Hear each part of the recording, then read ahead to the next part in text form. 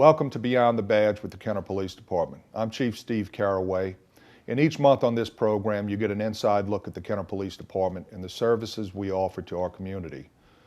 The topics being discussed today will be the Louisiana Special Olympics Torch Run, Kenner's Most Wanted, and identity theft. To begin our program today is Detective Jeff Adams of the Kenner Police Department. Jeff's been with the Kenner Police Department since 1995. He's been trained in numerous disciplines of law enforcement, including crime scene investigation, arson investigation, latent fingerprint investigation. He's been a member of the Kenner Police Department Criminal Investigations for a number of years, and he's going to help us better understand identity theft. Jeff, welcome to the program. Thank you. Jeff, each year over 8 million people are victimized by or through identity theft. Can you tell us a couple of things to look for, what people should look for if they believe that they've been the victim of identity theft? If you receive your credit card statements and there are transactions that that you weren't responsible for, that you didn't actually do, you may receive bills or letters from merchants or institutions indicating that there's outstanding payments that you aren't aware of the accounts even being opened. Now, when somebody receives that type of information, obviously it should send a signal to them that they may have been the victim of identity theft. What should they do at that point? Contact the police department, okay. And to go ahead and contact their bank if it's regarding their accounts, or try to find out from the institution that they received the letters from, or the merchant they received the letters from, and inquire about it, the information. Right. After contacting the Kenner Police Department, obviously it doesn't end there. Certainly the police department begins a criminal investigation in most of these cases. Can you tell us a little bit about that and what the process is? The officer would take a report indicating the information of the victim, where the identity theft may have occurred. Sometimes just because you live here in Louisiana, your identity may be used across the country in other states, and we would have to then forward the information to that jurisdiction for follow-up investigation. Now, you made a good point. You may live in Louisiana, but your identity may have been stolen by someone from another country, another state, like I said, another country. That's Correct. Not uncommon either. Certainly, even though that happens, it is investigated locally. The victim lives here. I mentioned earlier that 8 million people are affected each year. I don't have the number with me, but I know it's millions and millions and millions of dollars that it costs taxpayers each year due to identity theft.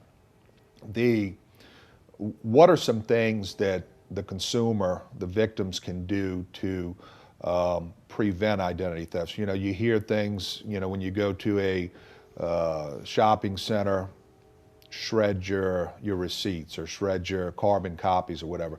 Are there some other things that they can do to prevent this? If you receive any phone calls and they are requesting information as far as your social security number, your date of birth, or any information pertaining to your family's maiden name or such, you may be leery about giving the information out over the phone if you don't know who you're talking about. Same thing over the internet. Right. The internet is a big avenue for identity thieves to obtain information on you. Absolutely. One of the things that happens to me, you probably get it, I think everybody does, whether it's through the mail, via email, through the internet, whatever the case may be, or these, and it's a form of identity theft, or these letters from other countries, from Nigeria, where they're telling you that you've come into a large sum of money, or you're eligible to share a large sum of money. How common is that in Very common. In Kenner alone, we probably receive someone probably receives one at least 4 times a month. I know I have myself. I still get them. I get them once or twice a week via email, where they tell me that I'm eligible to collect large sums of money.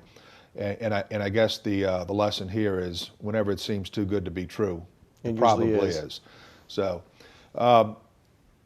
You mentioned earlier about some different ways people can ward off these identity thieves.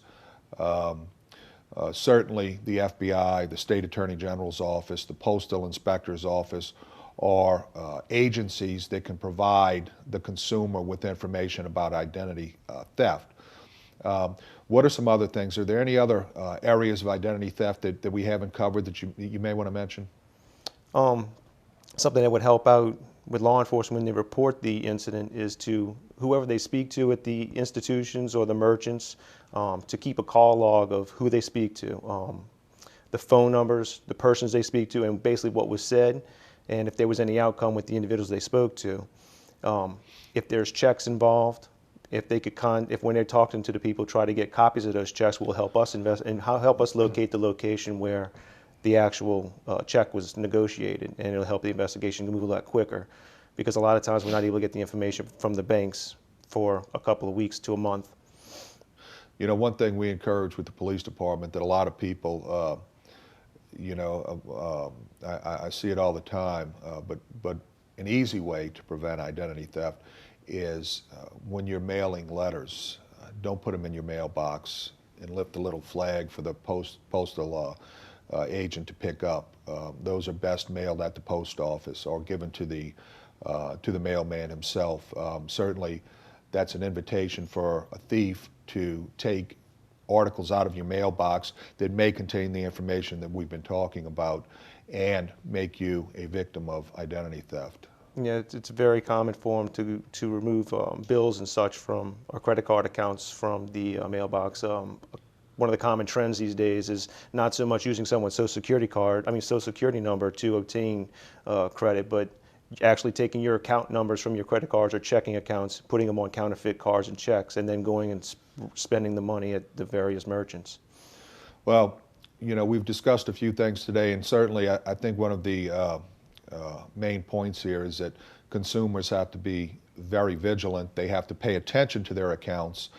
They have to know if there's any type of activity there that they weren't involved in. You know, it's very easy these days for people with the technology, which you mentioned earlier, the internet being such an easy avenue to commit identity theft.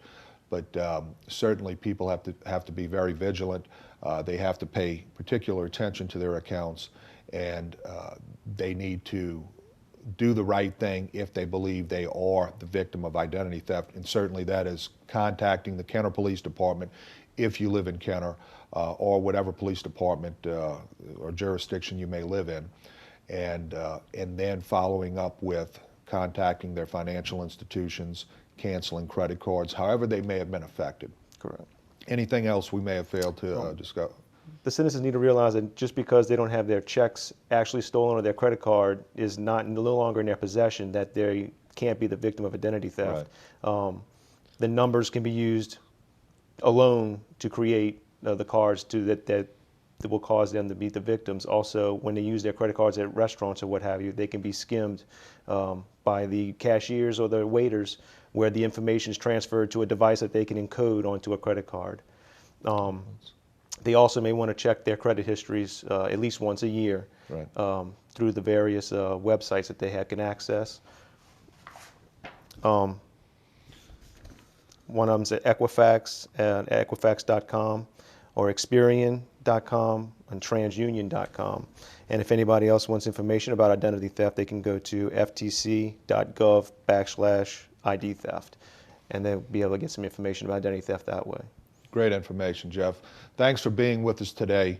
As always, we've given them some great information that they will need if they are the victim of identity theft. And certainly we want to let anybody know that if you are the victim of identity theft, or if you have any questions about identity theft, you can visit the Kenner PD at kennerpd.com, or if you feel that you were the victim, you can contact the Kenner Police at 712-2222. Thank you, and we'll be right back.